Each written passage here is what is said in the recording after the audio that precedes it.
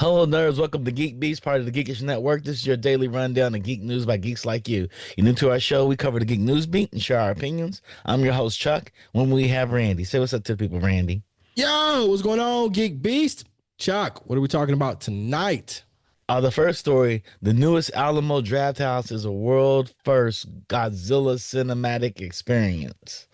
So Alamo Drafthouse is working on a multi-year alliance with Toho that will bring with it the new merch and special Godzilla programming, and is kicking off today with the opening of the opening of a new Drafthouse theater in California that will be the world's first fully Godzilla themed cinema. So they're working with Toho and got the Godzilla themed cinema. Yeah. I'm all right. Have you ever been to an Alamo Drafthouse? I have not. This is the first time I've ever heard of one. They're nice. They're nice. They're cinemas. You go in, you can drink beer and alcohol. They have a bar. They have a restaurant in them. Okay, I think we talked about this before a few months ago, and I think they do have one in Columbus. They may have one. I can see them having an Alamo Drafthouse. There's a couple of companies, but Alamo Drafthouse is a cool one. Have you been to the one in LA? Yes. Okay. I've been to one downtown. Yeah, I haven't been there. It's nice. It's nice. Yeah. It's attached to a bar that has old vinyl records in it. You can spin vinyl records. I'm trying to think. They had bought something, didn't they, or got bought by something?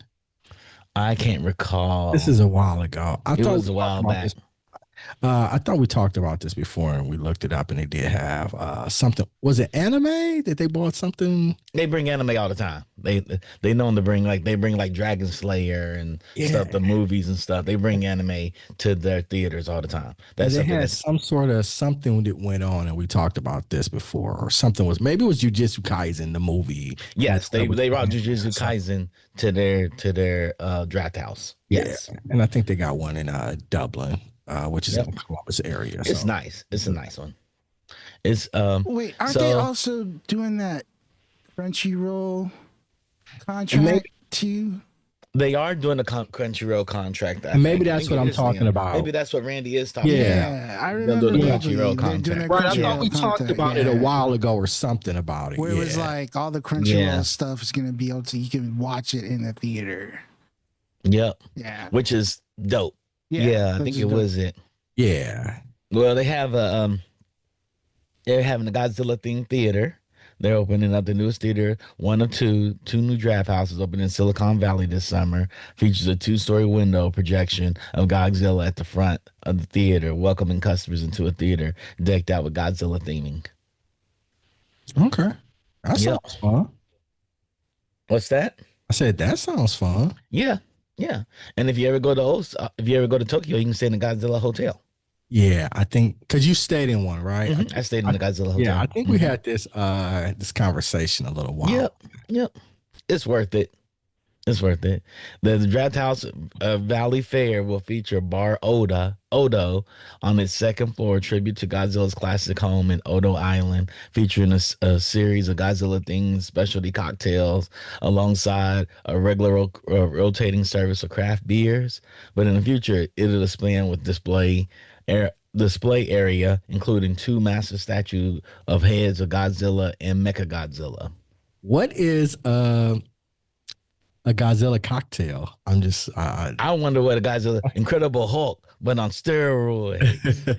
Well, Incredible Hulk was just Hypnotic and Hennessy. Well, this is Hypnotic and whiskey. I don't know. It's interesting. I wonder what they're going to give it. Because I wonder if they're going to have.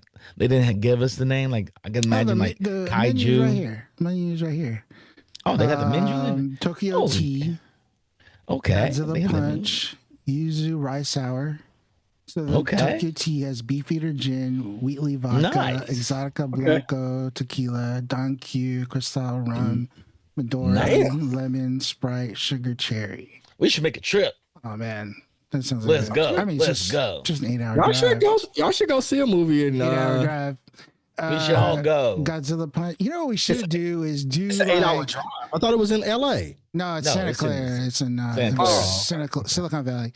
So we should do like the Silicon Valley Comic Con, and then go to that. You know. Yeah, Tokyo Tea, Godzilla Punch. That's what we want right there. Cristal, pineapple rum, passion fruit, pineapple.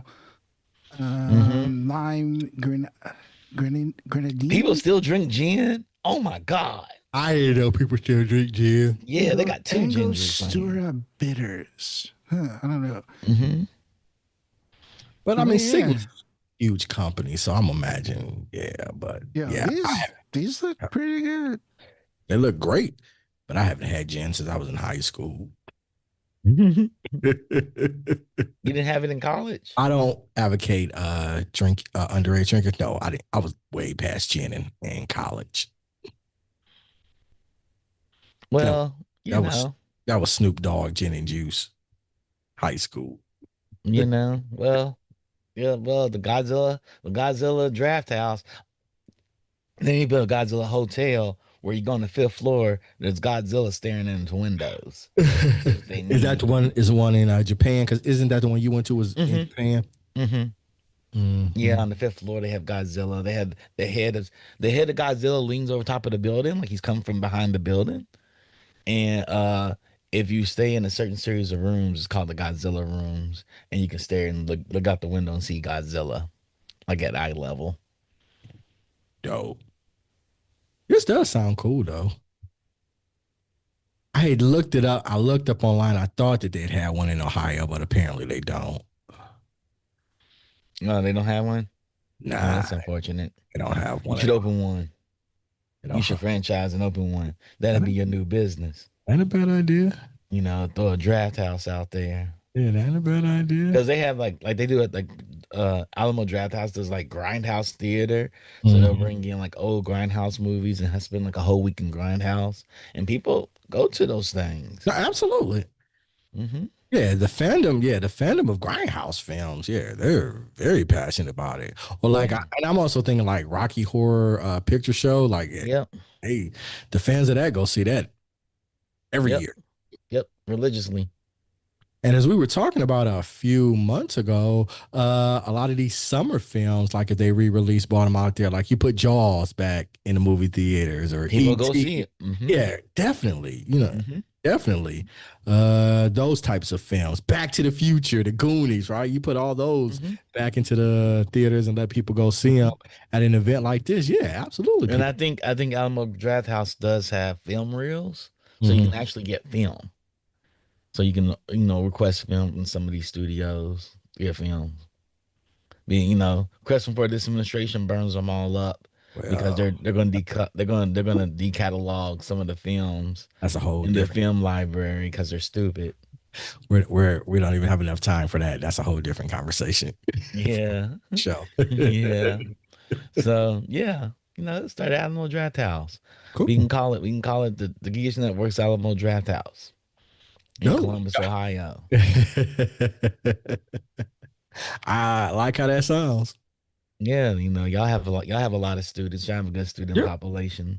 Well, I mean, Ohio State's the biggest undergraduate, and I think it's the second biggest undergraduate and the largest graduate school in the nation. Like 30,000 undergraduate and another 40,000 graduate students. It's crazy. That's crazy. Yeah. John Bernthal's Punisher will hit the big screen in Spider-Man Brand New Day. I saw that. So Destin Daniel Cretton Summers 2026 released the 4th entry of the series, centers around Tom Holland's Spider-Man. So we got Tom Holland back. Then they added John Bernthal's Punisher to the mix. I wonder if they just added the Punisher, they're going to have Daredevil. I wonder if they're going to have Daredevil. Being that they didn't put Daredevil in his own TV show, they probably won't have him in Spider-Man. What do you mean? Wow. Shots fired. Then I was like, huh? Daredevil was in Daredevil. I was like, no, he wasn't. Really. You didn't see Daredevil in that whole damn show. Wasn't in the first episode. That was it. That's all you saw. So wow. Spoiler alert for anybody out there, Mark. It ain't a spoiler alert, Mark. If you ain't seen it, you good. Wow. Now, so Murdoch was in Come Home With Me. What? As a lawyer. Yeah, he was a lawyer. He was he was a lawyer. He came to Aunt May and Aunt Peter's May's house. home. He did. When it was revealed that he was Spider-Man. He did. He was in there. Matt Murdock was there. Yeah, Matt Murdock was in there. Now he wasn't Daredevil, but he was in there. So yeah, so maybe they'll have him there, and then have maybe John Barenthal, and then we're gonna take it from PG and make it an R-rated movie because Punisher goes around killing people. They're not gonna make a Spider-Man an R-rated movie. They'll make an R-rated movie. Not a Peter Parker Spider-Man movie. That's not going to happen. You just cut off like 200-300 million in gross receipts. No, that's not going to happen. Parents take their kids to see R-rated movies. I did see somewhere with what's the president of Marvel? They took their kids to go see Wolverine, Deadpool. They took their kids, but that was always that way. Man, I don't see Spider-Man. Man, I can see them doing it if they want to. Parents don't care about ratings on movies, especially if they're there with them. I read somewhere that Kevin Feige was stepping down. Maybe this is his way of saying, "I'm out. Ain't no coming back. I'm gonna make Spider-Man a rated R movie." Rated movie. Ratings don't mean anything in the world of streaming. I hear that, but no. Ratings don't mean anything in the world of streaming. So. You want another bet that the next Spider-Man movie is not rated R? I mean, they got the Punisher, and what are you going to have him do? The Punisher goes around and kill up everybody. It's ultra violence. Mark. It is. It is. And I don't disagree with you, but I still like the Funk said it. I can't imagine how they're going to blend the tones of the lighter Spider-Man movies with Punisher's ultra violence. I agree with both of you all, but I'm still saying Spider-Man is not going to be rated R.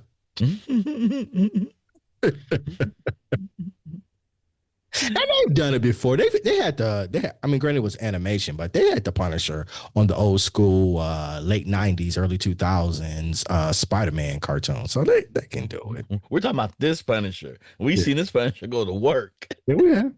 You can't have this guy play the Punisher and him not go to work. And that all ties into the plot, like, he's gonna go around killing up a bunch of people. I gotta believe it to see it, and even if I see it, I'm be like, did they really make Spider-Man rated R? Like, really? No, they probably keep it. They probably keep it PG-13. They'll probably find a way to keep it PG-13. Yeah, like, I would love it. I would love for Kevin Feige to be like, you know what? Like a R-rated Spider-Man. Right. 22 movies, 18 billion receipts. Yeah, I can do whatever I want to. Let's make Spider-Man. And Sony's like, we ain't got nothing to lose. It's the only thing we got in this whole franchise. We made Madam Web. They'll make another one. Like, they said that the Punisher will fit into all of this. Suggest the character could signal No Way Home will take a more grounded approach. The title obviously suggests a clean slate and a new start, so anything could theoretically be possible. The world doesn't remember he was Spider-Man. Yeah, I mean, that's where we left off. Mm-hmm. So it's time to reset. So yeah, they could definitely include. Yep. Now, just because we have the same actor doesn't necessarily mean it's that version of the Punisher.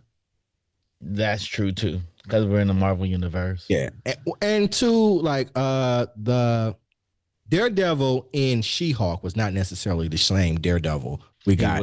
Jody just came out, they can play around with it. Yeah, DC's going to have two different Batmans. They're going to have the Batman from Matt Reeves' Batman, and then James Gunn is going to have his own Batman. They're going to continue Matt Reeves' Batman? I thought they were done with that. They keep saying they're going to do it. So. No, they're not. They're not going to confuse people that way. People are slow. And so they're not going to have two versions of Batman, because people will see one and be like, why is he look like Michael Keaton in this? And he does dances. And another one, all he does, why is he young? And all he does is brood. Hey, all I know is I just read something with James Gunn, and he said Matt Reeves' Batman will be coming back, but that Batman is going to be different from his Batman. Yeah, okay. It's in the DCU. They say a lot of things, Randy. They do. They say a lot of things. They do. Well, Tom Cruise PR. Tom Cruise my job to keep it buzzing. Yeah, Tom Cruise said The Flash was the greatest superhero movie ever. Yeah, that's right. That's right. You know what I'm saying? I bet you that's why the last Mission Impossible got made. Because they said The Flash was a good movie. Because it was like, I don't think they did. That's not how this works, Randy. I do. It was like, that's not how this works at all. He was like, it's a 30-year-old franchise. It's like, I want to make another one. It was like, all you got to do is say that Flash is the greatest movie. It's like the Big Boss. You haven't been watching when The Rock came on to WWE and he asked for Cody Rhodes and Soul. It was like you just made a deep state of the film industry. There's a deep state out here. Well, how do you explain that he said it was the greatest superhero movie? Maybe he liked it. Maybe Tom Cruise liked it. I'm not saying he couldn't have. Tom Cruise jumps on couches. But he said it was Oprah show. He said it was the greatest ever. And he's a Scientologist. Maybe there's some Scientology lessons in there, and he thought that was awesome. Tom Cruise or James Gunn? Mm-hmm. No, Tom Cruise said that The Flash was the greatest superhero movie ever. I could have sworn it was James Gunn that said it. James Gunn talked about it being good, but Tom Cruise definitely said it was, because I remember reading it. Tom Cruise said it. They had Tom Cruise. They had Stephen King. Yeah, it was a bunch of them. It's out there. Yeah, Stephen King says the greatest movie ever. Hey, them checks cleared. Checks cleared. That's what I said. Randy's saying that in order for him to get Mission Impossible, he had to say that.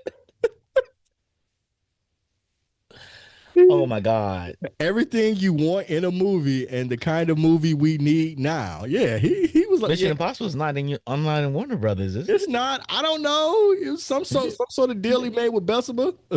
I'm just trying to understand how Tom Cruise said that The Flash. I know we're deviating from the topic, but I'm just trying to understand the rationale behind it. That's it. The Funk said a whole lot of people were hyping up the Flash movie. They're clearing checks for all of them. All of them. All of them. They're like, what you got to check for? That Flash? That's one hell of a check, boy. Speaking of checks, Beavis and Butthead are coming to Call of Duty Black Ops 6 and Warzone with Season 4 Reloaded. Players are joking they're more milsim than most skins in the game. So you can play as Beavis and Butthead in Call of Duty. It's so funny how Call of Duty is like, fuck being realistic. Let's bring in Beavis and Butthead. They're like, Fortnite ain't the only one pulling this off. We're gonna do it. I don't know how to respond to that. I don't know how to respond to Beavis and Butthead being in Call of Duty.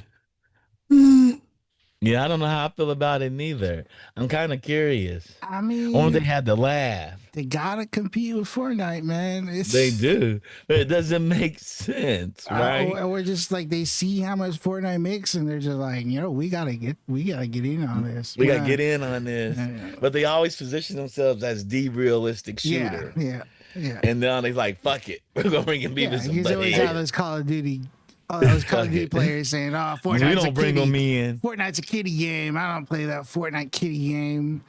And then but Beavis and Butthead was not for kids or young kids, I should say. They literally just put Hank from King of the Hill in there in Fortnite.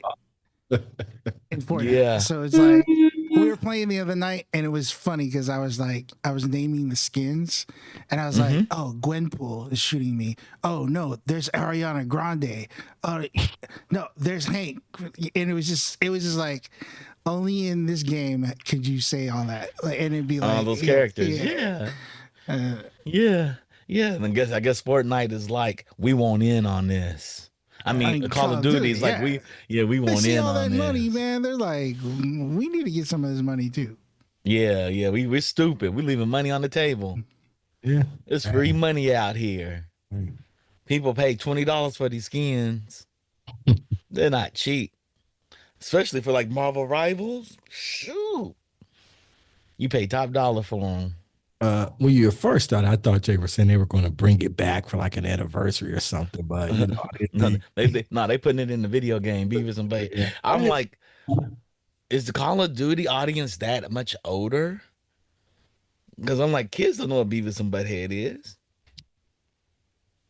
They don't have a Beavis and Butthead right now. I don't know, and they don't watch MTV, so it's like, I mean, it's on YouTube maybe, but are kids searching Beavis and Butthead?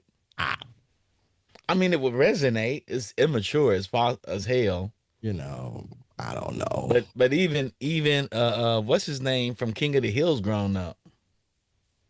Well, they're bringing King of the Hill back on television. Yeah, Bobby's grown up. He's like an adult, young adult now. Yeah. They're changing it up and they're maturing with it. So I don't know. Does Beavis and Butthead resonate with younger audiences? I don't know. I've never really heard them talking about Beavis and the Butthead. Yeah, I don't hear any kids talking. I guess maybe clips on YouTube, but hell, I've never looked at a clip of Beavis and Butthead on YouTube. I saw a post the other day on Reddit where they were talking about like how much money all these first-person shooters games have made, or how many units they sold. And Call of Duty as a franchise, as it said, like they've sold 500 million units. Can believe that in their inception, and it was like they were leading by like a large margin. I think number 2 was like, I forgot what it is. I'll look it up, but it was like number 2, and it was like, then I did the math. I'm like, let's assume they paid $60. It's like it's like $30 billion. It's crazy. It's like Call of Duty has made 30 million. Yeah. But it's interesting because Fortnite was not listed there because it's a free to play game, so they didn't sell the units. You didn't sell the game. But like, I really want to see how much money they made on like skins and like battle passes and all that billions. Stuff. Yeah, it's billions, right? So I was talking to my friend that does Fortnite creative. When they went to Unreal Fest. Unreal had a special track just for people that work on Fortnite Unreal. Unreal? Yep, Fortnite Unreal. And he's like, he met some kid who makes $6 million a year in Fortnite on his island. His island makes $6 million a year. Yeah, because because they're like creator codes. You make the island, you get people to play, and then they pay you out by how many people play it. And so like Cypher PK is one of the biggest Fortnite streamers. He created a whole company just to make Fortnite creative. That's what he's telling me. Yeah, my friend is like, I think I'm going to give up virtual production just go make Fortnite creative. Yeah, we should be doing that too, man. He works with Favreau. Oh, yeah, he's Favreau's right hand, so he's thinking about leaving it. He's like, you know what, it's fun working with Gunn and them, but I want to just make islands and print money. That's crazy to me. I'm gonna print money. Let's do it. Defunct, let's do it. Come on. That's what I said. Well, Geekish Network needs a whole slew of islands. We should, man. We should do it. We should do it. For that level of money, $6 million a year. It'd be interesting too. I can't imagine being 18. My mama told me I gotta get a job. I told her, kiss my ass. Kiss my black ass. It'd be really interesting too because, like I said, they did do that one island where you could watch 2 episodes of Tales of the Underworld. Mm-hmm. What if we made like an island where like you can watch the Geekish Network streams in Fortnite creative? Yeah, we have to make it fun. We have to put some fun games on it. Yeah, just people run around. You have a big ass screen games in the middle, and it's like come play it, watch it, and then it's like, I wonder if you could, dude. Okay, I'm thinking we should look into that because that would be the funk went to Unreal Fest, and I heard all the major events, all the marquee events were for Fortnite creative. Like seriously, I'm gonna look into that because that would be kind of dope. You could just have it up, and then you just have a playlist of all the podcasts playing. Yep. They're playing in the background. Playing in the background, and then you just do it. People come in and watch it and play and have fun. Little mini games, Mini games on island. Nah, I get it. You know, I'm like, man, that's crazy. I can't imagine getting a $6 million check for making something in Fortnite, and it's just like Forge. Well, it's pretty or Source. Yeah, but look, if you look at some of the things they've created, that's like really good, dude. Like it's unbelievable how high quality some of these islands are. I told my friend, I was like, man, we got a whole crew of friends that are designers and stuff. Nobody's working right now because everybody got laid off. And we get everybody into this. We gotta make money, and nobody has to go work ever again. Hey, working will be an option. We can at least make our salaries. Sounds dope. In gaming salaries, we can at least make gaming salaries. Gaming salaries aren't much compared to the tech salaries. They tell us gaming, you do it for the love of the art. That's what they tell us. You do it for the love of the art. That's what every company tells everybody. To the people who just really make money. Nah, but you see the jump in salaries from gaming and tech. You see the jump. I have friends. I'm like, well, I have a friend that has a gaming studio. They're coming from tech. They come from tech companies that make games. They're like, I don't think I can go back. I don't think I can go back.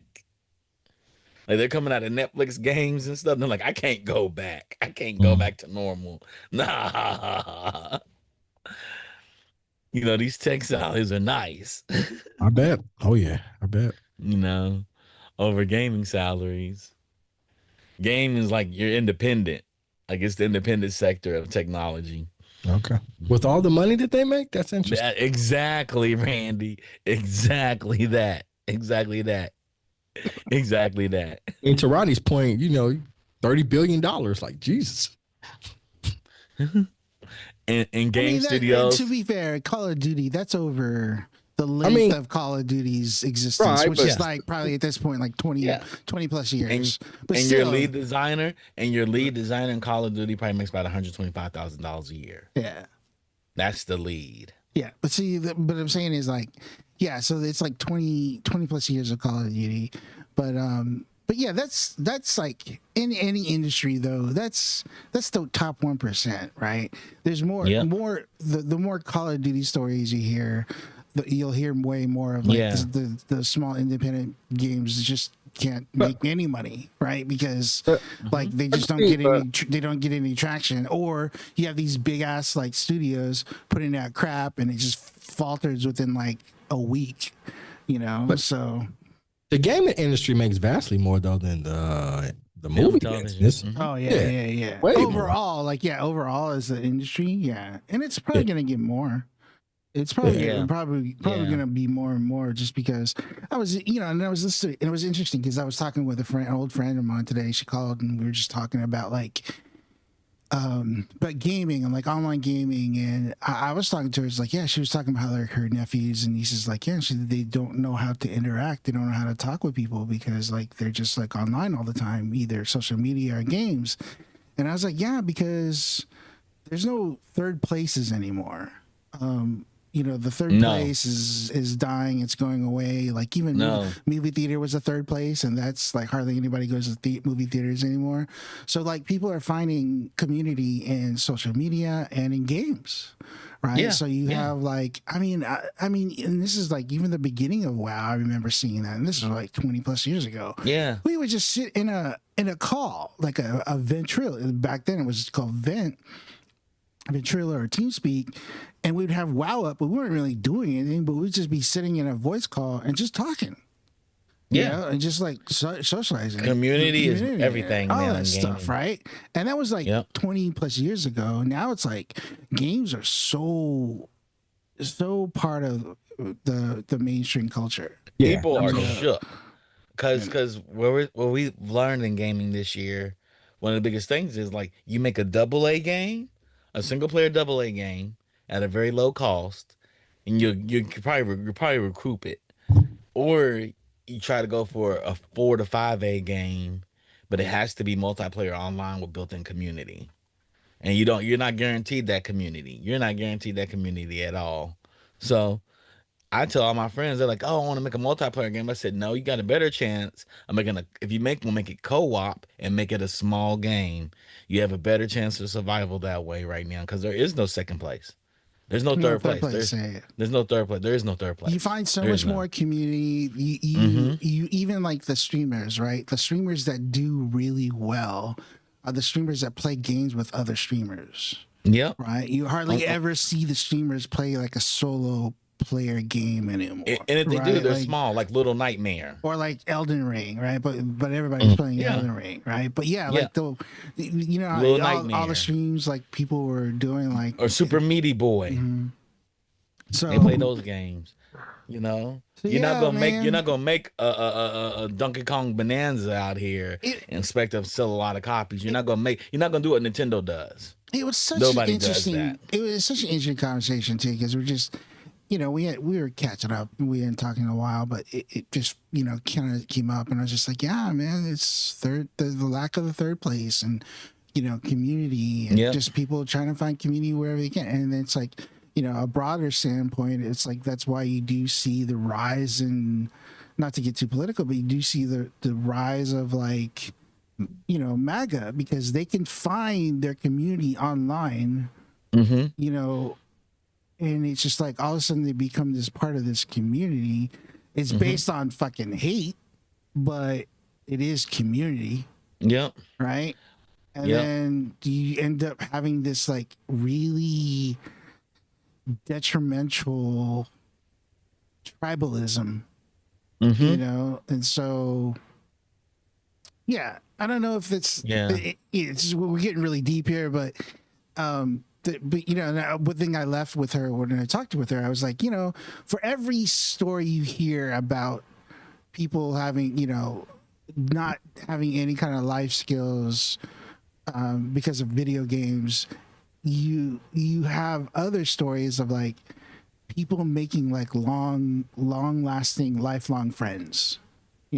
People meeting. Like I was watching a vlog the other day where they invited a bunch of streamers to Riot to play the new card game.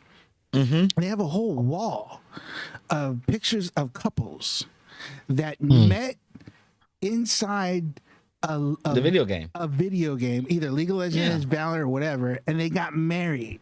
There's like a whole wall over there, and it's like. It's cool. That's like awesome, right? Yeah. You met the love of your life through a video game. Right? That's crazy. I mean, I think that is an amazing thing that I don't understand how people find that be an issue. People find the love of their lives in like clubs and bars and stuff. Right. There's no difference there. There's no difference. You're getting to meet somebody and talking to somebody. You're just talking to them through an avatar. Just live in an interesting digital world, man. Yeah. That's where we are now.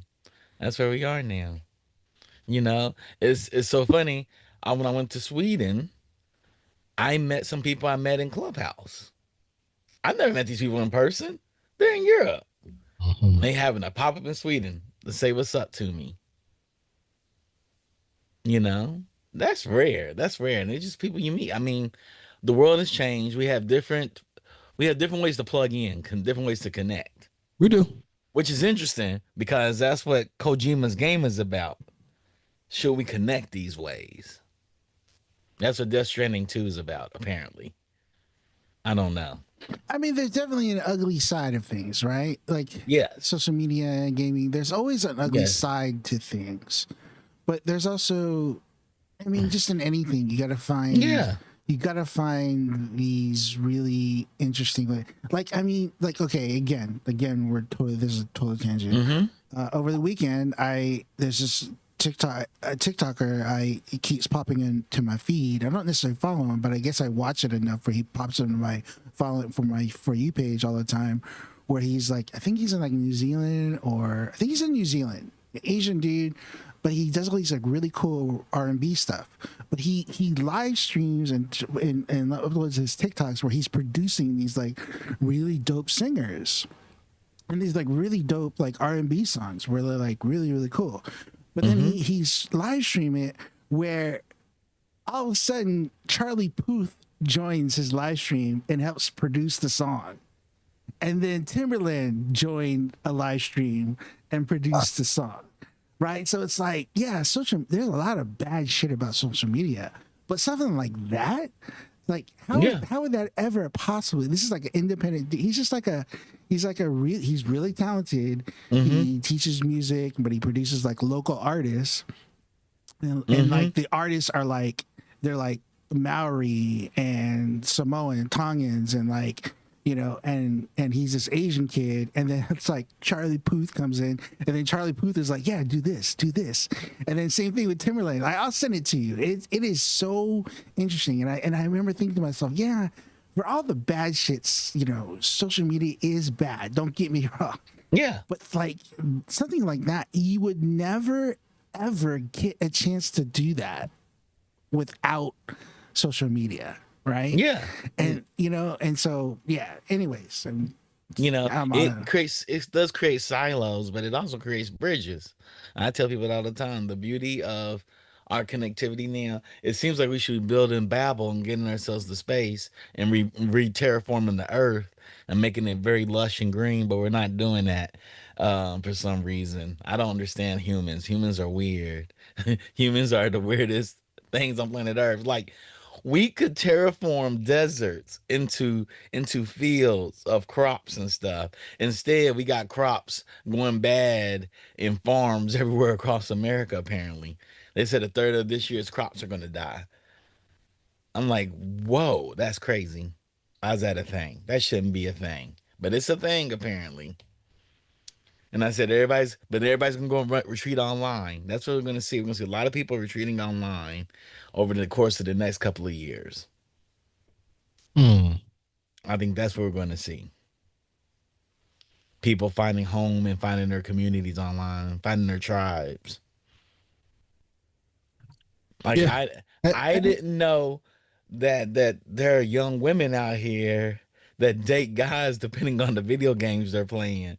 I listen to girls talk about streaming and what games they play. They say you can learn a lot about a guy by the video games he plays. And it's like, wow. But it's true though. We know that. I was gonna say it's true. Bro. It's true. It's totally true. It is so true. Then going back to Call of Duty. True. Going back to Call of Duty, that's a big reason why I stopped playing Call of Duty, because there's a certain type that plays Call of Duty. There's a certain type. And I guarantee you, those masked people right now, kidnapping people off the street, those dudes are Call of Duty players. I guarantee you, those guys are Call of Duty players, man. Yeah. So yeah, that is so fucking true. You can tell, like, he. That is hilarious, though. But it is hilarious. They were like, "Oh, you tell a lot by a guy like I like a guy that plays Elden Ring, but I don't like a guy that plays Call of Duty." Because like, I'm okay with 2K. I'm okay with 2K. I'm okay with Madden, but there's certain games that the communities are so toxic that you're like, it takes a special type of person to be in there. Like, everybody I know that watches people play Call of Duty, they're like, man. I know black people that won't play it at all. They're like, I'm not going there to be called the N-word all night long. Mark, I'm talking about the ICE raids. That's to me, it's just it's tantamount to kidnapping. It's just kidnapping. Yeah, they're in Call of Duty. Yeah, they're definitely Call of Duty players. They're definitely Call of Duty players.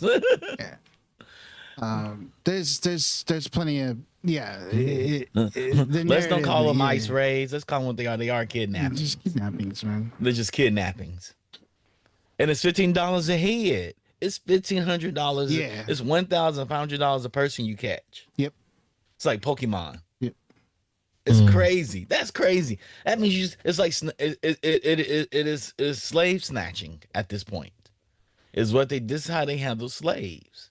You see a black guy out, you catch him, bring him to the sheriff's office, and we pay you $1,500. We'll sort out if he's legal or not legal, if he's a slave or not a slave. We'll sort that out. Y'all just bring him here. It's crazy. Some crazy shit. So you got people coming off the streets working for ICE.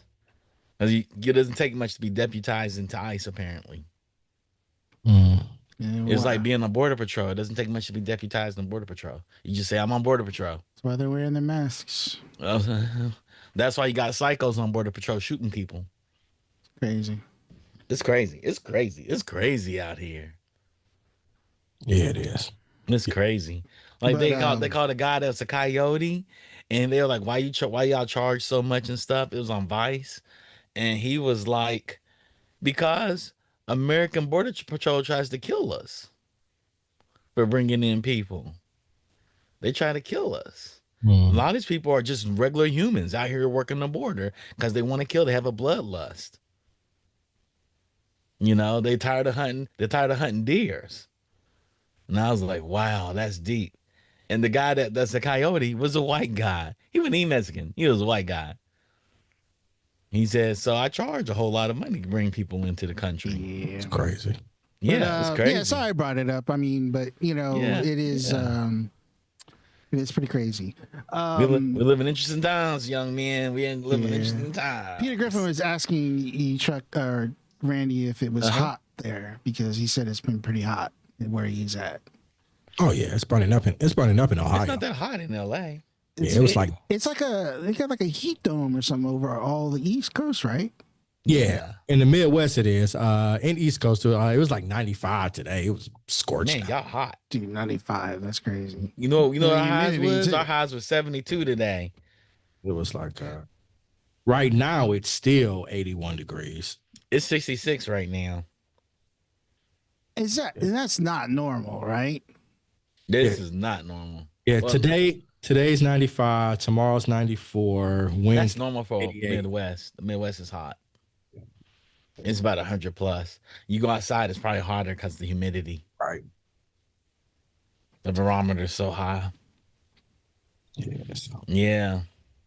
And on the East Coast, people dying. Definitely. Like a lot of older people, they dying. They can't handle the heat in the summer. They don't have air conditioning. Right? They don't have air conditioning stuff like that. Yeah. Man, that's crazy. Air conditioning is expensive, man. Be safe, Randy. Yeah, we cool.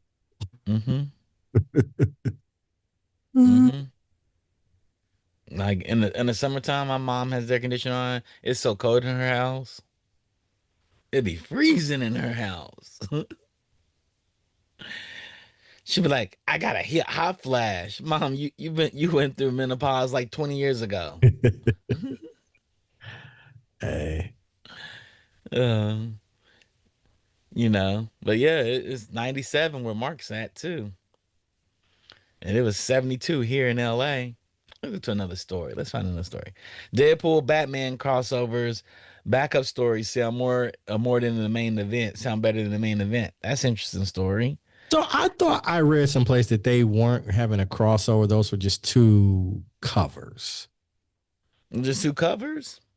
Yeah, I thought that's what I read, but I could be mistaken. Last month, Marvel DC dropped the bombshell. The rival comic publishers will release crossover one-shots featuring Deadpool and Batman teaming up later this year. The backup stories and the creative pairs for Marvel's books were announced Friday, and they might end up being more fun than the main crossover. So they said they're having more. They're having a crossover, Randy. Okay. And they have things that lead up to the crossover, which may be more enjoyable. I would imagine they would have to. Well, be more enjoyable in the crossover? No, I wasn't necessarily saying that. I would imagine they have to have some sort of backstory leading up to this crossover. I think put it all in the crossover comic. I don't know.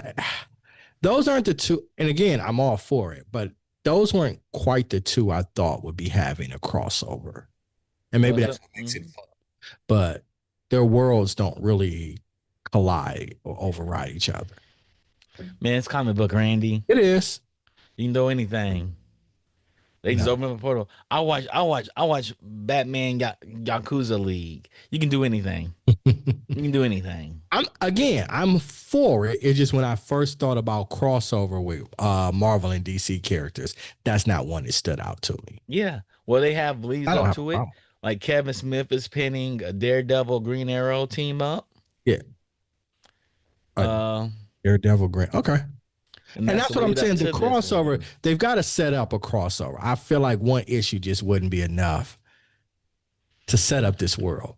Captain America and Wonder Woman is going to cross over by Chip. That actually makes perfect. Zdarsky. That actually makes perfect sense. They're almost the same movie. You know? Yeah. A Wonder Woman and Daredevil. I said Wonder Woman, Daredevil. A Wonder Woman and Captain America crossover makes perfect sense. They're doing Jeff the Land Shark and Crypto. They're doing a cross up. Cute. You know? Jeff is one of my favorite characters to play in Marvel Rivals. He's tough. I was just about to say. He's tough, boy. His ult is crazy. His ultimate. There's a Lobo and a Guardians of a Galaxy crossover. That's dope. Is that on there? No, Peter Griffin put that in the chat. Yeah. Boy, and Guardians of the Galaxy crossover. The Bounty Hunters, that's dope. Yeah, that may be. Yeah, I can see that being dope. But that would be expected. And they're probably trying to do stuff that's not as expected. And that's it's still weird to me. You know, they're trying to do things that are not expected. I mean, we're gonna cross over, we might as well go push it. Let's go to the edge with it. We'll see. You know, that's what they're probably thinking about. We'll see. But Lobo and the Guardians would be interesting. Like, what do they do though? The Guardians can't stop Lobo. How Batman gonna stop goddamn Daredevil? He's rich. He's a rich boy. And I love Batman. But like how he's Daredevil's just a blind human. And I wasn't seeing What am I thinking? Ooh. What are you thinking about? What are you thinking about? Daredevil's blind. Deadpool. I'm thinking Deadpool. Yeah, Batman's king. How you gonna stop? It's Deadpool. Yeah, how you gonna stop Deadpool? I don't know. He's rich. Constantly throw bombs on Deadpool, blow him up. I guess. I guess he's gonna figure out his generation rate and how to do that. You know, enough prep time. Prep time. How's Batman beat Superman? He shouldn't. Prep time, but he does though. He shouldn't. Superman is scared of Batman for some reason. I don't get it. It doesn't make sense. All he has to do is fly up in the sky with holding Batman by the throat. And there's been many of instances where Superman's beat shit out of Batman. He should be dead then. No. He just hasn't killed him. He should be close to dead. All you have to do is say Martha. Yeah, even when he turns Injustice, right? Mm-hmm. We know that Batman's not messing with Superman. Hellstorm versus Legion, that would be interesting. I would like to see that, Hellstorm versus Legion. And again, I'm interested in Deadpool and Batman. I'm just like, oh, Deadpool, yeah. That's not what I thought. Daredevil and Green Arrow. That's interesting. You know, I think we talked about this before. We teased the idea before, but make $1 bajillion if they did this in the movies. They would make $1 bajillion if they did it in the movies. Right. Or they had to do it right though in the movies because it couldn't end up like Alien versus Predator. It's true, but I'm just saying, if there was a DC MCU crossover in the movies, they'd make $1 bajillion. Yeah, yeah. Hell, they could make an animated movie and people go see it. Yeah. Like, what is going on here? I would. That you're a fan though. You're excited about Superman in underwear. The Superman movie is going to be great. I hope so. I hope it is. I hope so. It'll be absolutely great. I hope so. If it doesn't, they're going to fire James Gunn. The only people that don't think it's going to be great is the damn Zack Snyder fans. Wait, it comes out like next week, right? Yeah, in 2 weeks. No, it comes out in July, the middle of July. July or like July 4th? It's like the beginning. I thought it's like the 4th of July weekend. The 4th of July weekend is like next weekend. So, okay. Is it 4th of July? I thought it came out during Comic-Con. Yeah. Maybe it opens like over worldwide like before. Yeah. That's exciting. Well, I hope Superman movie is a great movie. Yeah, July 8th. Okay. I hope it's a great movie. I really do. I hope it is a great movie. I love how Randy's like, it's going to be a great movie. It is. I'm putting it all on the line. I feel like who won it with Hollywood Cole? Who said it ain't? I'm just ignoring you. I'm just watching you. Who won with Hollywood Cole? Boy. I mean, I don't want you to cry if it's bad, but I'm gonna call you to make sure you're okay. Man. Like, you're okay if it's a bad movie, like, man. They got a lot riding on it. They do have a lot riding on it. Is. I mean, it's a lot. It's the first one with James Gunn at the helm. Supposed to launch the whole DCU, right? If it's not successful, I don't know if DC will make movies anymore. Yeah, they'll make movies. Action movies. I don't see why. They lose money off of them. And this was supposed to be their chance to close the gap. At Marvel at its weakest. And if they can't do it with this, like, what's the point of making other than Batman movies? They'll always make Batman movies. Mm-hmm. But like, why do we need a universe with these? Because we need a Catwoman with Halle Berry reprising her role as Catwoman. I don't think they'll make any more. I don't think they'll be made to the scope, like big budget kind of films. If this movie doesn't do well, if Superman can't stick the landing, why are they going to go explore characters that nobody knows about? That is true. Let's hope Superman sticks to the landing. I would hate to see this type of movie go away for a company. I would, and I don't know if necessarily I just don't think they'll be big. They'll be campy kind of movies, kind of how they were like in the 90s and 80s and stuff like that. Like just made. They're campy kind of movies. They just came out on DC. That's why they got James Gunn. I wasn't necessarily talking about in terms of quality. I was talking about in terms of like budget. Like it's going to be like real low, like mid kind of budget movies. Maybe that's what they need to make. Maybe that's the type of movie they need to make. Make it grounded in some realism.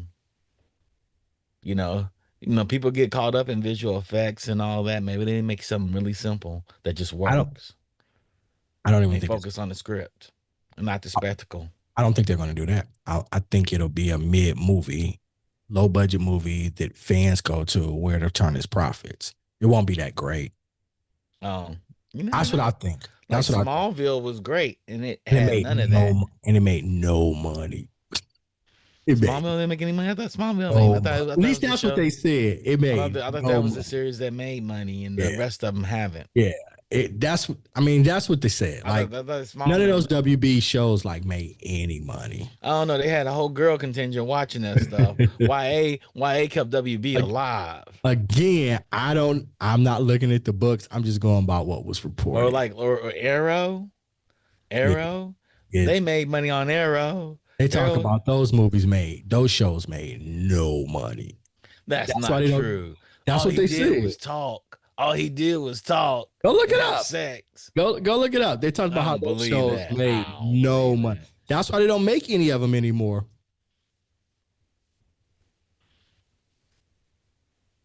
That can't be true. Hey. I'm just going by what they said, man.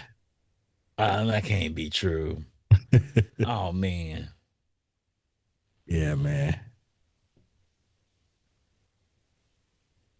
Yeah, man. They talked about it. They said Arrow and the Flash combined generated $73.6 million in advertising revenue for CW. Over how long? That was 2016, 2017. Just those 2 years. They made money. The executives took the money. They did late stage capitalism moves and took the money, Randy. They made money. The Arrow base has generated over $1 billion a year. CW network struggle with profitability, diminished budgetary spending and charges behind the scenes due to sales and mergers and impacts in network. And maybe that's what it was. They hiding money. They say they saying they make no money.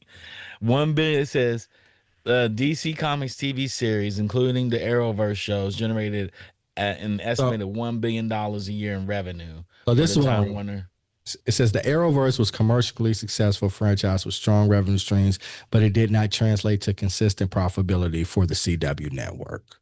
Because CW presidents were having cocaine parties, having Diddy parties with baby oil or something. that has nothing to do with the actual franchise. They're like, yeah, we're going to take that Arrow money and make a lot of money.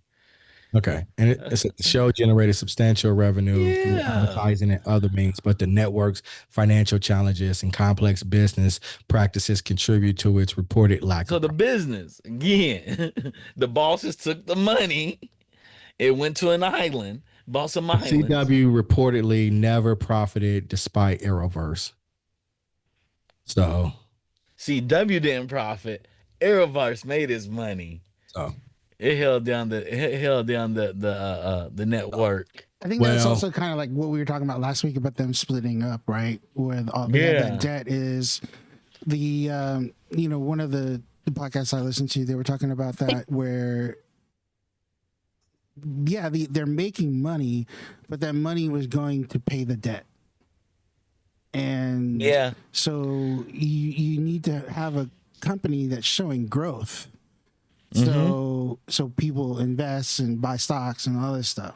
So right now nobody's seeing growth because they're making money, but it's all just going back to paying debt, so they can't do anything. So that was a big reason why they split off to the thing. So I can see it. Yeah, they're making money, but they were having to pay other stuff. Yep. That Zaslav paycheck. Yeah.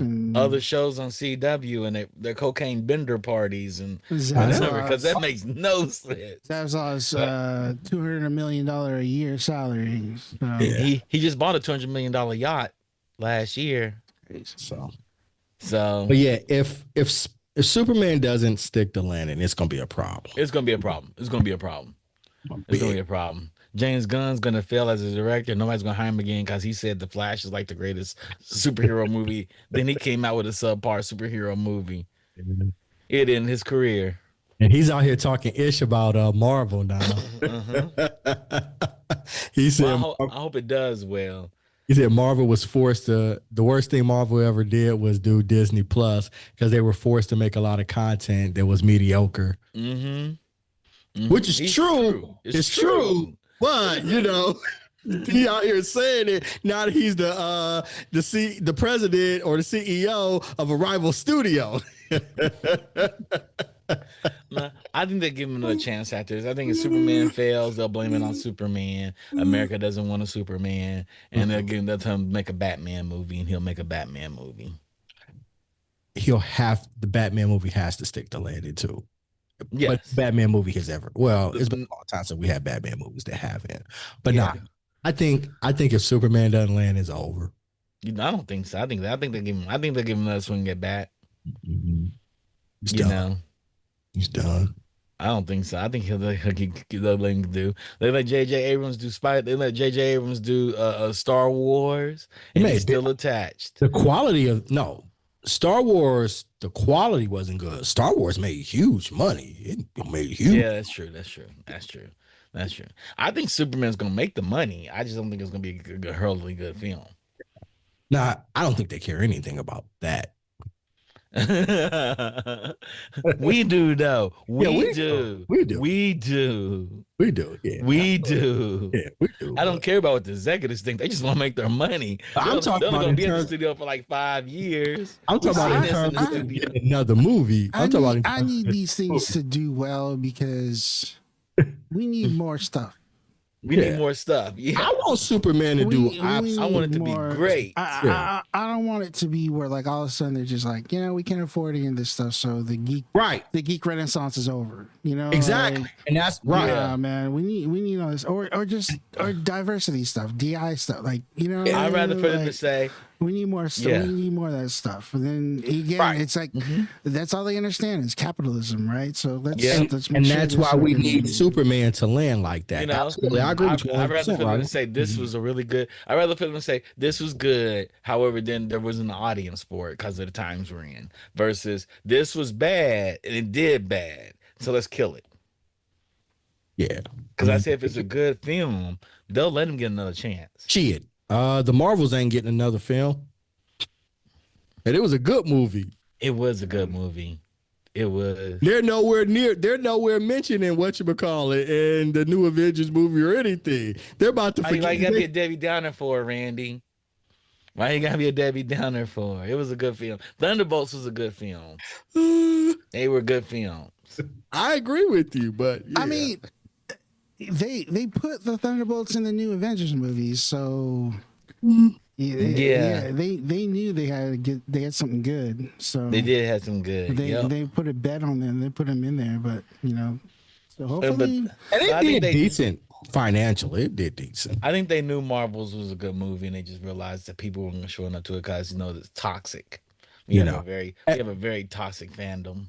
And the only reason I'm just saying it is like, I mean, the commercial success, it drives a lot of these decisions. We just got to talking about that Warner Brothers is billions in debt, right? And you think they're gonna keep on just creating bomb after bomb commercially? No, I think they keep taking swings till they run out of money. I don't think they will. I think they're gonna. What else they're gonna make? What else they're gonna make? What they're gonna try it on? I think they fold. DC Films, and it exists as kind of like a comic book in a mid-tier property. Warner Brothers isn't relying on DC Films to stay up. They're huge. Yeah. They're a huge company. Yeah. I think they'll still make it. I think somebody will come by and make it. Say, hey, let's try it again. James was the wrong guy for it. I can see them saying that. Zack Snyder says it all day long. He's the wrong guy for it. I'm pretty sure he's back behind the scenes saying he's the wrong guy for this. I'm the right guy. And that's when they got rid of Zack Snyder, is when Batman, Superman failed. Gotta learn. You go to the new girl, the old girl, I'm better. You had to get the new girl to realize how good I was. Man of Steel did great. And they was like, yeah, let's get Batman versus Superman out here. Sounds amazing. Like, oh. It was a bad movie and nobody went to see that bullshit.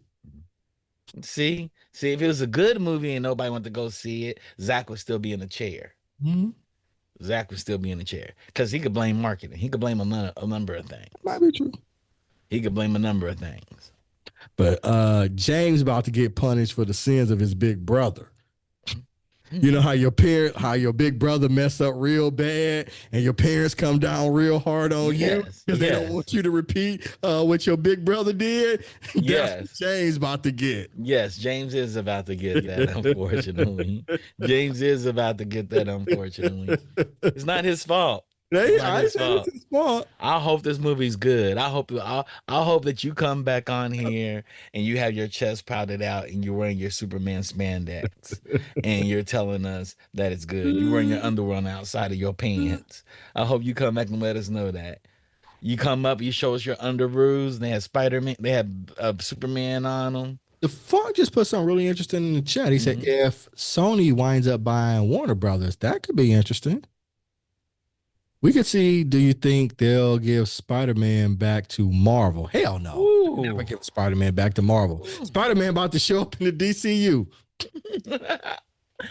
Hell no. I don't know. They may sell it back. They may sell it back. Why wouldn't they? Like, we'll sell it back to y'all. We have a minority stake in all the films. We get 11% no matter what. They might. Why wouldn't they? They might. We're going to take none of the risk and we get a profit no matter what. That would be interesting, though. I can see them doing that. I can see Sony getting rid of it for DC. They're like, oh, we got DC. We don't need Spider-Man no more. We got Batman. We got Bats. I mean, that ain't really a come up having Sony on that big. I don't know. It may be a come up. You know? Sony made the Spider-Verse, man. They made the Spider-Verse. Sony has hit stuff in the franchise. They're 2 for what? In that whole universe, they're 2 for 5, like 2 for 8. Sony movies, they made some good movies. Sony has made good movies. Sony has not made good like genre comic book movies. Because if they buy Warner Brothers, they buy the people that go with it too. Warner Brothers hasn't made.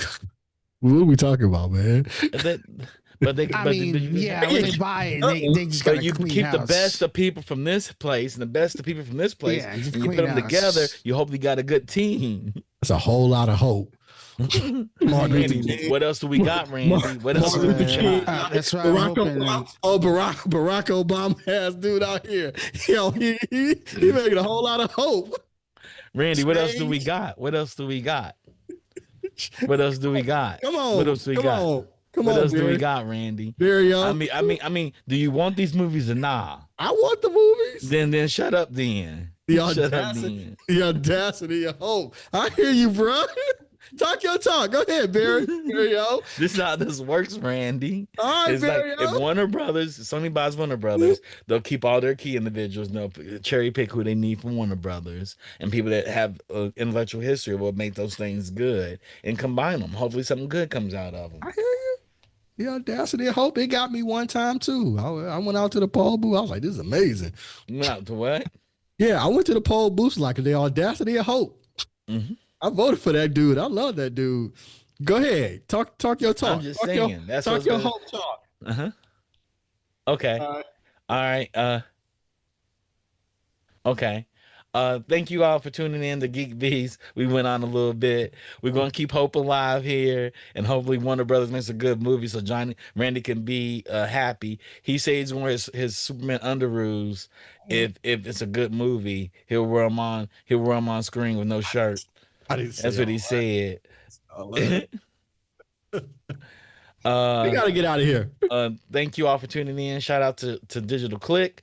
Shout out to The Funk for creating our story. Shout out to Peter Griffin, and shout out to Mark. Mark always come in, 6 man. We hope to see y'all on Wednesday. We'll be back with maybe Bingeworthy, and we'll be back with GeekBeast. Peace. Peace. You gotta go, Rodney.